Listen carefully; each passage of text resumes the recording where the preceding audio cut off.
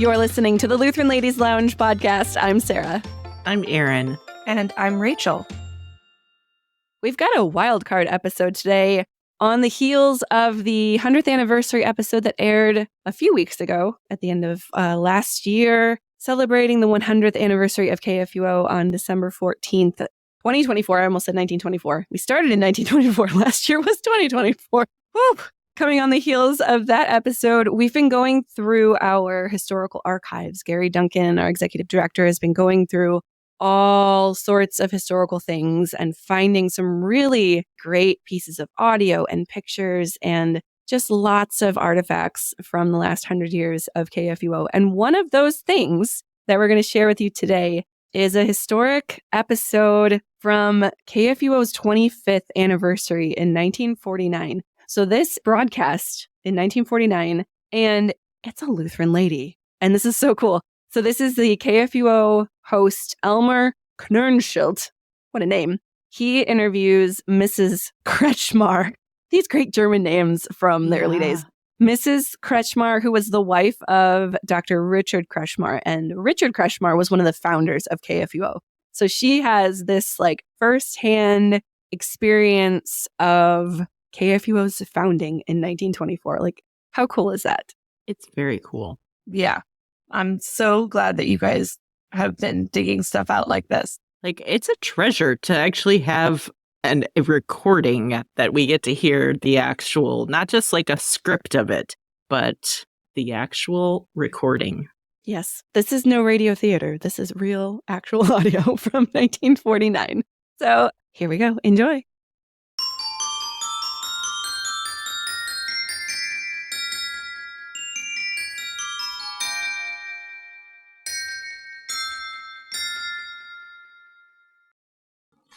Among the many people whose knowledge of KFUO's beginnings and whose memories of its originations can be told in their own words is a fine lady who sits opposite us at the microphone here in Studio A at KFUO at the present time. I am speaking of Mrs. Richard Kretzschmar, the wife of the sainted Dr. Richard Kretzschmar, the man who is credited with having thought of the idea of starting a radio station, and from whose idea and dream KFUO was finally built. Mrs. Kretzschmar, we want to welcome you here to KFUO. We're very happy that you are able to be with us here. I understand you had a birthday celebration yesterday. You are just 80 years old, isn't that right? Well, we hope that we can add our congratulations to the thanks and to the expressions of those people who are with you at home. Our thanks again for being with us, and now we'd like to ask you some questions concerning the beginnings of KFUO. Being the wife of the sainted Dr. Kretzschmar, you, of course, were able to hear some conversations and to listen to his ideas about the broadcasting of the gospel over the air in those days 25 years ago. I wonder if you'd care to tell us just how this whole idea began. I understand it was somewhere out west, wasn't it? Dr. Maier was to be the speaker at the dedication of the Research Sanitarium. And we happened to be on a trip, and we were there together. And it was not my husband alone that had the idea. I think they did that together, Dr. Maier and my husband. I see. And when we were out in the mountains having a very nice time where the dear Pastor Feiertags at the time being at the sanitarium took us, they disappeared. I don't know how far away they were, but I guess... Who disappeared, your husband and Dr. Maier? Yeah, Dr. Maier and my husband. And, well, we did just not know where they went to. They didn't go far because we could hear them when they'd answer. We called when Mrs. Did I say something? All right, fine. Mrs. Feiertag had a nice supper ready for us, and when we called, they answered, but they never came. And when they finally came, Mrs. Feiertag said, "Now, I cannot help if my supper is cold." They said, "Well, we had to decide first whether the Synod will have a radio or not, a broadcasting station to preach the gospel, that everybody should hear." Naturally, that was taken up like almost a joke, or nobody could understand how we would get such an idea. But it was, I think, the very beginning. The very beginning. And I might explain for the benefit of our listeners, especially our younger listeners, that for churchmen to have the idea that the gospel could be broadcast in those early days was quite unusual because radio itself was still in its infancy. This year, KFUO is celebrating its silver anniversary, and the radio industry is only 3 years older than our station. So that this thing in 1924 or 23, that was, wasn't it, when the dedication of the Wheatridge Sanitarium took place. The station didn't come into being until some time later. Much work had to be done. Back in those days, people just couldn't imagine what a wonderful thing radio would turn out to be. And so it is all the more to the credit of your sainted husband and Dr. Maier that they thought that this thing, unexplained, it wasn't fully developed, just had hardly been born. It was like a baby in three-cornered pants, as it were. But they thought that this thing, this new technical development, would serve the cause of preaching the gospel. I say it's to their credit and also to the glory of God that all this came about. Well, now, after that meeting out there, or did you want to say something more about the... Then they, of course, should have gone. Yes, sure. They just had to plan very much where and how, but it didn't take so long. They decided it must be with the seminary connected somehow. Then it took some time to first find that it could be done maybe in the attic up there. Mm-hmm. And that was very small and sometimes a little encouraging to get that, but finally it was at least so that they said, oh, we will have the first broadcasting. And you know something about some of those early broadcasts? Did you have a radio in your home? A little crystal set. A crystal set. The oldest brother had brought the youngest brother a little crystal set. And we had that up in the boys' room. And when the first broadcasting came, we had quick run across the street where Professor Böckler at the time, professor here at the seminary, was called so he should hear it too. And of course the boys had to be very quiet. And when we heard the first, we all had to come and hold the earpieces, because everybody wants to hear the first thing. And it was, of course, very little, not much to be heard. I don't know what they said. Yes, well, that's right. It's something like television is now, you know. Just the thrill of being able to hear and see at the same time is something that makes everybody excited today. And in those days, being able to hear something coming out of the air, well, that was truly wonderful. Then, of course, there was always much planning and what to do this and that and what they would have to have because they really would get it. And say something about me. All right. And I once made the remark, how can it ever be done? Synod has so many things to pay and never enough money.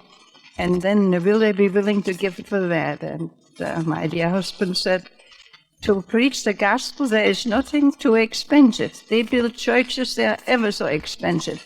And if we have the radio, many more people will hear it than they ever go to church. Well, I think that was a wonderful expression on his part. And let me see what else. Well, we'll give you a chance to recollect some of your memories, Mrs. Kretzschmar. I know that this takes you way back many, many years. But I want to say again in comment upon your husband's remark about the radio being an effective means of reaching people with the gospel. It is true, and it has been true for all these 25 years, that the gospel over the air gets into places where a minister of the gospel might never set foot. We get reports daily, telephone conversations and letters and expressions by word of mouth from people who have heard KFUO and are thankful that the Lord granted them the privilege of hearing the good news of salvation through faith in Jesus Christ. Are there any other memories that you would like to share with us? Well, perhaps I'd like to say that he was very, very happy when he then came home, when he visited Walter Lake North. I think it was in St. Paul or Minneapolis. And that they consented to give $7,000, was it? I think it was, so. Yes. Mm-hmm. And he was so happy. Now they could go ahead and try a little more because they really had some money. Yes. And then the students helped, too. That's right. Well, I think all that was borne out in the recording of your husband's speech of dedication, which was read by your son, Pastor Carl Kretzschmar, which preceded us on the air and which our listeners have already heard. But you were present the other week when we had a little testimonial dinner for Dr. Fritz, who was a charter member of the KFUO Radio Committee. He was one of the men who after this idea of your husband's was developed, stepped in to help make it come into being. We sang a hymn there, and I understand that you were very much moved I by would that. like to add there, yes, that All right. when they had, he said, so now we have a committee, and I made the remark, and another evening to always go out to the seminary for meetings. And he said, no, Dean Fitz is going to do that. I see. And so I was very happy. And the other evening, that was all brought to me when I could be happy to be with them and celebrate. Felt highly honored to be able to celebrate with them. We're very And happy then- you could be there. Yeah, and when we sang the song. All right. Now, what song is that? Let's share that with our listeners, too. Well, it's, of course, the praise to the Lord the Almighty, but the words that particularly... Yeah. Well, that was the whole song. It's very lovely, and we Christians all love to sing it at such occasions. But when it came to the row, hast thou not seen how your desires all have been granted, and granted in what he ordained? Well, I guess it's not Yeah. quite right. Huh? That's right. Mhm. And the point you would like to make is that your husband, who had this wonderful idea 25 or more years ago, he has not been able to see KFUO growing to its full blossom because the Lord has called him home. But could he have seen the great development that has taken place here, he would have sung his praises of the greatness of the Lord and his goodness, even as he had and as he did through all the years that he was privileged to be with us. And I'm sure that he is singing the praises of the Lord for his goodness in heaven now, and that he joins us on our 25th anniversary, and that he must derive great satisfaction from knowing that this endeavor of faith in which he embarked along with others back in those early days has been blessed by Almighty God, and that its success has become not only local and regional around the states of Missouri and Illinois and the neighboring ones, but that an offshoot of it is being heard throughout the world. Well, I want to thank you very much, Mrs. Kretzschmar, for being with I us. think it's so ugly to mention it, so incomplete. No, it isn't incomplete. You have told a story that no other living person could have told us, and you have been most gracious in being with us here, and we truly appreciate the sacrifice of time and effort it took to join us. It's just so you know, I wouldn't say it over the telephone, but Yeah. Dr. Myers and we were always very close friends, especially when they were still down in our neighborhood, you know. Yeah. And so when we meet, Dr. Maier very often has something to say about that meeting that they I said, oh, yes, that day. I thought you were both dreaming. He said, I thought that myself. That's right, but it was a dream that came true. The Lord saw to that. Well, thank you again, Mrs. Kretzschmar.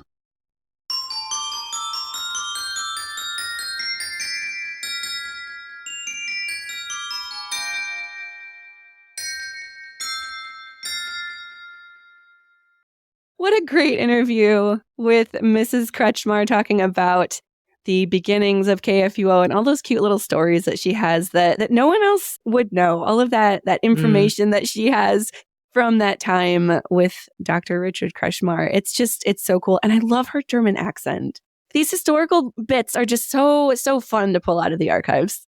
Yeah, I appreciate being able to hear her point of view. We've often talked about how when we go back for some of the Storytime with Sarah episodes, that there are some eras where we would love to have more detail from a Lutheran lady in that era, and we just don't have it in the records. And here we have her words from her mouth, using her voice, sharing this with us. And so I think that's just a really cool treasure that we have to preserve and enjoy all these years later. I feel a great deal of kinship with her and and a lot of pleasure in feeling like we're part of this KFUO story that she helped get started with her husband. Right. So that, I don't know, she's our fellow Lutheran lady, a sister in Christ, and here she is after all these years. Yeah, it's just super cool. A little delightful episode for you today, ladies. And of course, there's a lot more of KFUO's history on our historical webpage. If you want more, if you want We have a documentary still that's there. If you haven't watched that yet, it's super cool. KFUO.org/100. You can find all of the rest of our historical broadcasts and pictures and video and everything lives right there. So that's all we have for you today. I just wanted to share this fun little piece of audio with you guys. You can join us in our Facebook group, the Lutheran Ladies Lounge on Facebook. You can join us on our Instagram page at Lutheran Ladies Lounge. And of course, you can find all of our episodes at KFUO.org/Lutheran Ladies Lounge or on the KFUO Radio app or wherever you get your podcasts. You've been listening to the Lutheran Ladies Lounge podcast. I'm Sarah. I'm Erin. And I'm Rachel. My chair is really creaky.